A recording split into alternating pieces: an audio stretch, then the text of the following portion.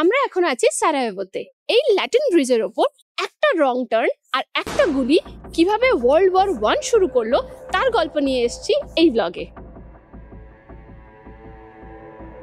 এই সারায়েভো শহরটা বসনিয়া আর হেরজেগোভিনার রাজধানী ছাড়াও বিভিন্ন কারণের জন্য হিস্টোরিক্যালি খুব ফেমাস। আর তার মধ্যে একটা ভীষণ ইম্পর্টেন্ট পয়েন্ট হলো এই শহর থেকে শুরু হয়েছিল প্রথম বিশ্বযুদ্ধ বা ফার্স্ট ওয়ার্ল্ড ওয়ার। সেই গল্পটা জানতে গেলে ইতিহাসের পাতায় একটু পিছোতে হবে, যখন এদেশে অটোমানরা রাজত্ব করতে আসে।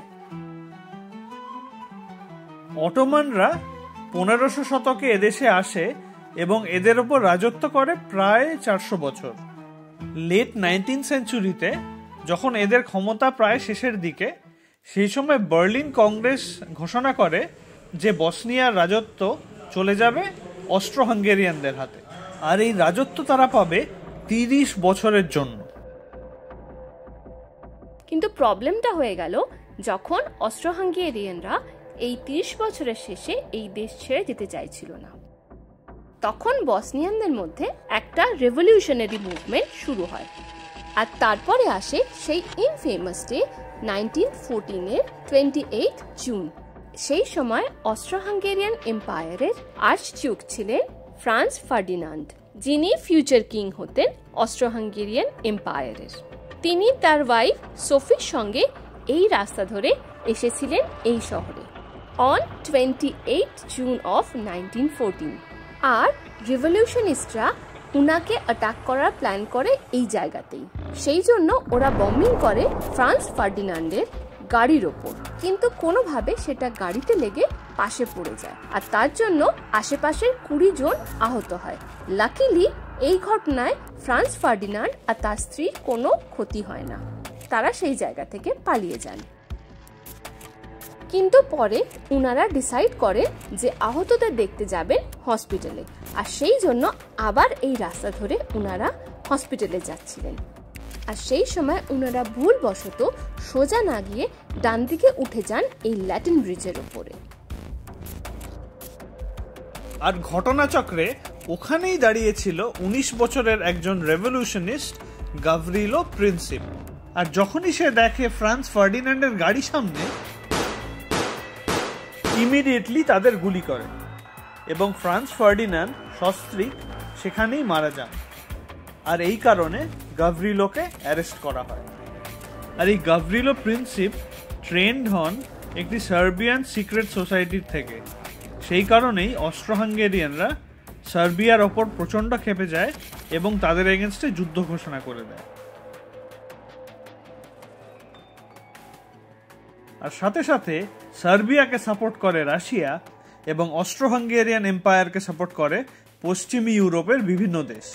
আর এভাবেই বিভিন্ন দেশগুলো যুদ্ধে জড়িয়ে পড়ে এবং ওয়ার্ল্ড ওয়ার 1-এর সূচনা হয়। তাহলে বুঝলেন তো 1914-র 28 জুন কিভাবে ওয়ার্ল্ড ওয়ার 1-এর সূচনা হয় এই রাস্তাটির কোণে। এই ল্যাটিন ব্রিজের সামনেই এই সমস্ত ওয়ার্ল্ড ওয়ারের গল্প আর বসনিয়ার অন্য হিস্ট্রি নিয়ে পাশেই রয়েছে সারায়েভো মিউজিয়াম।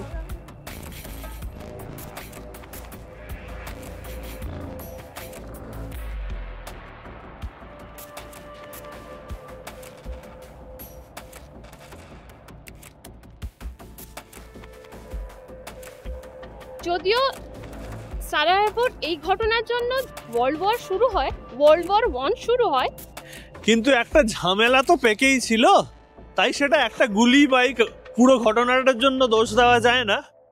কখনো কখনো হয়তো এটা সেই দিন থেকে শুরু না হলেও কিছুদিনের মধ্যে হয়তো হতোই। সেটা একটা সময়েরই অপেক্ষা ছিল। এক্স্যাক্টলি। আর এটা শুধুমাত্র একটা ট্রিগারই ছিল। ভাবুন, এইখানেই শুরু হয়েছিল ওয়ার্ল্ড ওয়ার 1-এর ফার্স্ট ইনসিডেন্ট। এই ল্যাটিন ব্রিজটি সারায়েভোর একমাত্র নদী মিলিয়াচকার ওপরে। আমরা এই ব্রিজের ওপর দিয়ে হেঁটে হেঁটে ওপারে যখন পৌঁছালাম, তখন একটা খুব সুন্দর পার্ক দেখতে পেলাম, আর তার ঠিক মাঝখানে ছিল একটা মিউজিক প্যাভিলিয়ন। ওখানে নাকি একটা ক্যাফেও আছে। তার উপর বরফের মধ্যে এই ছোট্ট পার্কটি ভারী সুন্দর দেখতে লাগছিল। চলুন এবার আস্তে আস্তে আমরা ওল্ড বাজারের দিকে এগোই।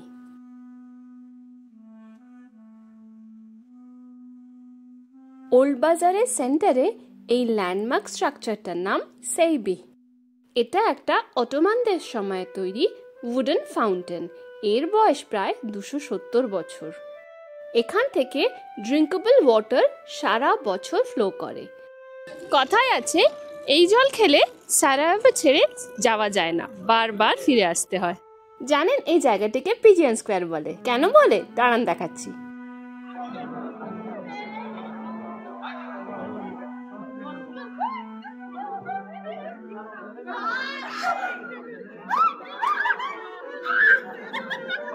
এখানে বাকি সবাইদের খুশিটা দেখতে পাচ্ছেন। এখানে টাকা দিয়ে পায়রার জন্য খাবার কিনতে পাওয়া যায়, আর তারপর পায়রাদের দিলে উড়ে উড়ে চলে আসে। আর এটা সব বাচ্চাদের ভীষণ, না এটা সব বাচ্চা না, বড়দেরও ভীষণ ফেভারিট স্পোর্ট মনে হচ্ছে এখানে। এই জায়গাটা রাতের অন্ধকারে আরো সুন্দর লাগে। ভিডিও শেষ অবধি অপেক্ষা করুন, শেষের দিকে সেটাও দেখাবো। আমরা এখন এসেছি গাজী হুসরেভ বেগ মিউজিয়ামে। এই ব্যক্তি 15th সেঞ্চুরির অটোমান বসনিয়ান গভর্নর ছিলেন। ইনার নামে একটি বিখ্যাত মস্কো আছে এই শহরে, সেটি দেখিয়েছি আগের ব্লগে। উপরে আই বাটন টিপে আপনারা সেটা দেখতে পারেন। এই মস্ক আর মিউজিয়াম ছাড়াও উনার নামে মাদ্রাসা আর একটা লাইব্রেরিও আছে এই শহরে।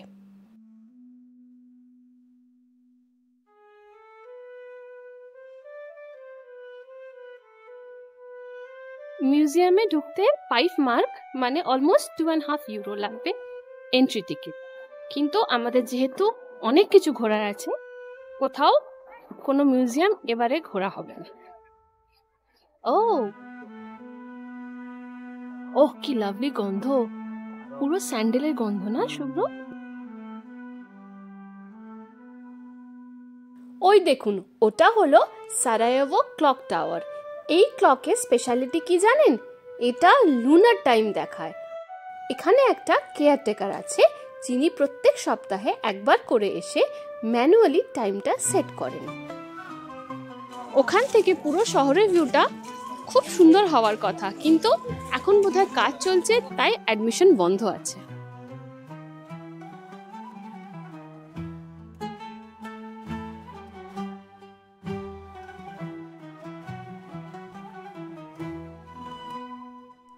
কাল সারা রাত প্রচুর স্নোইং হয়েছে, আর দেখতে পাচ্ছেন রাস্তায় বরফগুলো জায়গায় জায়গায় জমে আছে।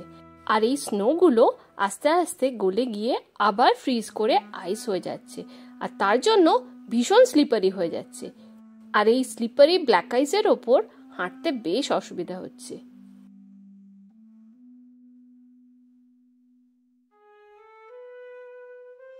শহরের মধ্যে বেশিরভাগ স্নো গলে গেলেও দেখতে পাচ্ছেন ওই দূরের পাহাড়গুলো স্নো কাভার্ড হয়ে পুরো সাদা হয়ে আছে।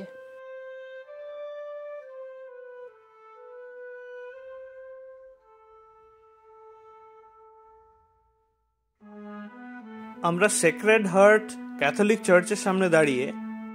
এগুলো কি জানেন?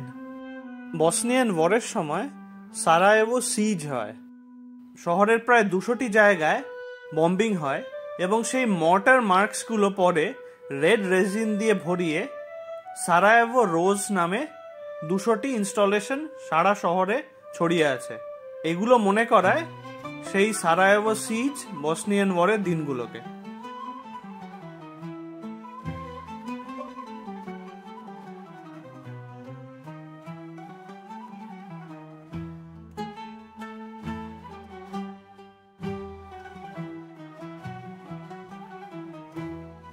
এই ন্যারো স্ট্রিটে কার পার্কিং দেখছেন? কি ডেঞ্জারাস ভাবে একটা গাড়ির পেছনে আর একটা গাড়ি দাঁড়িয়ে আছে। আচ্ছা, পিছনের গাড়িটা যদি আগে বেরিয়ে যেতে চায় কি করে বেরোবে বলুন তো?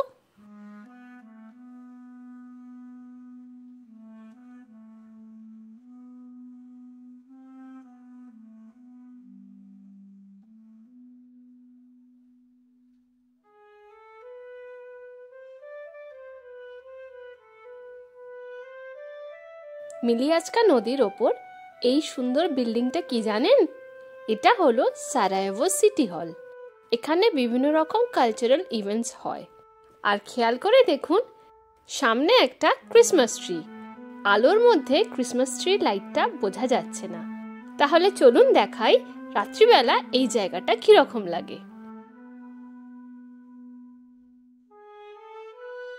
পিছনে সারায়েভো সিটি হল আর সামনে আমরা। নিচে বরফ আর আকাশে বাতাসে ঠান্ডা। গ্লাভস পরেও ঠান্ডা কাটছে না।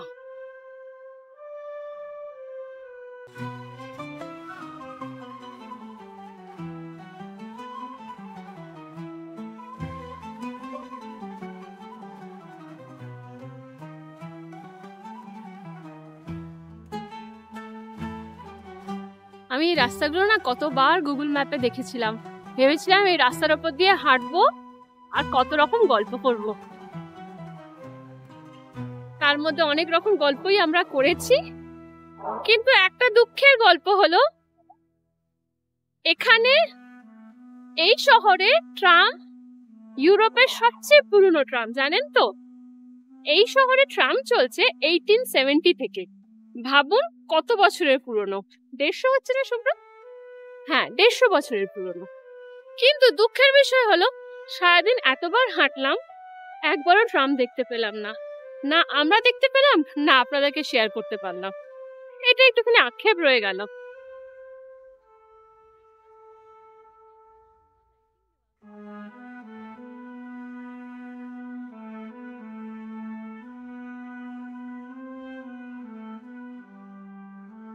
পুরো শহরই ক্রিসমাস ডেকোরেশনে সেজে আছে।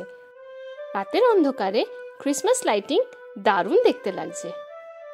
আর ওই দেখুন, ল্যাটিন ব্রিজেও লাইট দেওয়া হয়েছে। রাত্রিবেলা একদম অন্যরকম লাগছে না? আর ভিডিওর মাঝখানে বলেছিলাম না যে এই সেভিয়ের সামনে আসবো রাতের অন্ধকারে? দেখুন আমরা এসে গেছি। কেমন লাগছে? আশা করি আমাদের আজকের ব্লগ আপনাদের ভালো লেগেছে। যদি ভালো লাগে প্লিজ লাইক আর কমেন্ট করবেন, আর ফ্যামিলি আর ফ্রেন্ডসদের সঙ্গে শেয়ার করবেন। আর ভালো লাগলে প্লিজ সাবস্ক্রাইব করবেন আমাদের চ্যানেল রোড অ্যান্ড এয়ারকে। আবার সামনের সপ্তাহে আমাদের পরের ব্লগ আসবে, তার জন্য একটু অপেক্ষা করুন। আজ আসি। এই ল্যাটিন ব্রিজে একটা গুলি আর তারপর পায়রাদের দিলেই পায়রারা দৌড়ে দৌড়ে চলে আসে। না, দৌড়ে দৌড়ে উড়ে উড়ে চলে আসে। এটা একটু ইলেকট্রিক ট্রাম।